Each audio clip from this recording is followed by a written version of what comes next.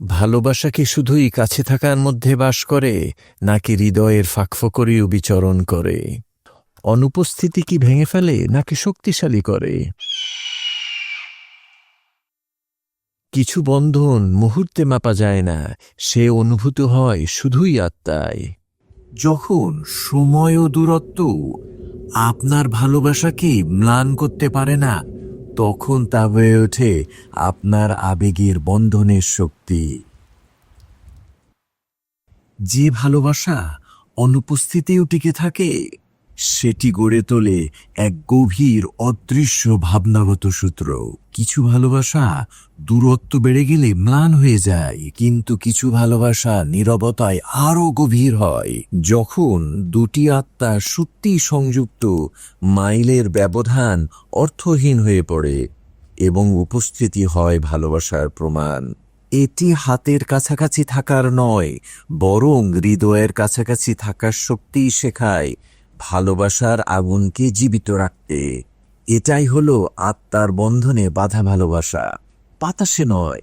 সত্যিকারের সংযোগের জন্য নিয়মিত উপস্থিতির প্রয়োজন নেই। এটি নীরবে বাস করে চিন্তায়, যত্নে এবং দুইটি হৃদয়ের অদৃশ্য প্রবাহে। যদিও সময় বা দূরত্ব তাদের মধ্যে দাঁড়ায়, তবুও তাদের অনুভূতিগুলো থাকে একত্র।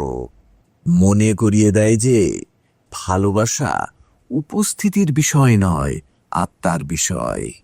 Love doesn't fade with miles or years. It whispers through hearts unseen, sincere. When care survives the winds of space, it's the soul that holds its place. কখনো কখনো আমরা যাদের ভালোবাসি তারা কাছে থাকে না, তবুও তারা কখনো দূরে থাকে বলে এটা মনে হয় না। একটি স্মৃতি, হঠাৎ এক চিন্তা, নীরব এক উদ্বেগ, এবং আপনি আবারও তাদেরকে কাছে অনুভব করেন। এটাই বোঝায় ভালোবাসা আত্মার বন্ধনে বাঁধা, দূরত্বে নয়। ধরে নিন একজন সৈনিক বাড়ি থেকে অনেক দূরে সেনা দায়িত্বে আছেন। মাসগুলো কেটে যায় ফোন কল ছাড়া, কেবল চিঠি ও স্মৃতির সঙ্গে। তবু দুজনই একে অপরের শক্তি অনুভব করে।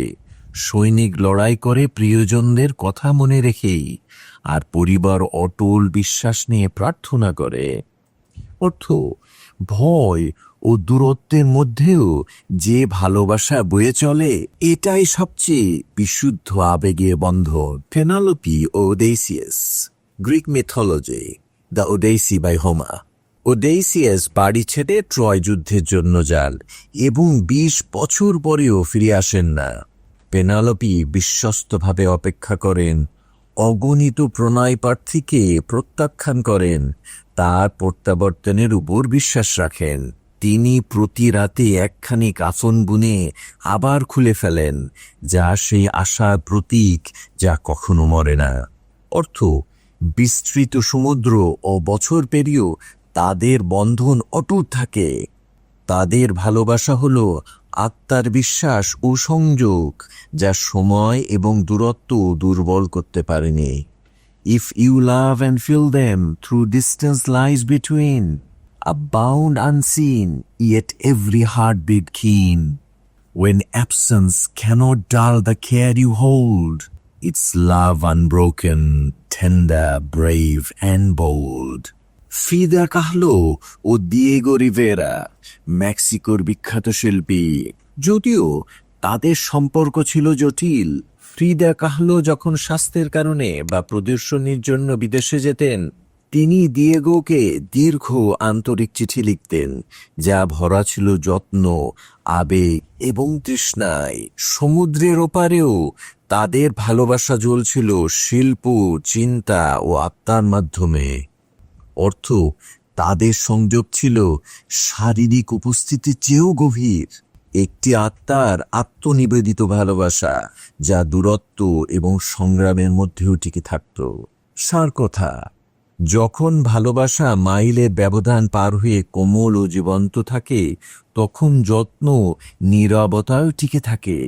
যখন স্মৃতিগুলো এখনো উষ্ণতা আনে, তাহলে তা সংলগ্নতা নয়, বরং আত্মার সংযোগ। এমন ভালোবাসা যেন নীরবে বলে, তুমি দূরে থাকতে পারো, কিন্তু কখনো আমার হৃদয় থেকে চলে যাওনি। Have a great day.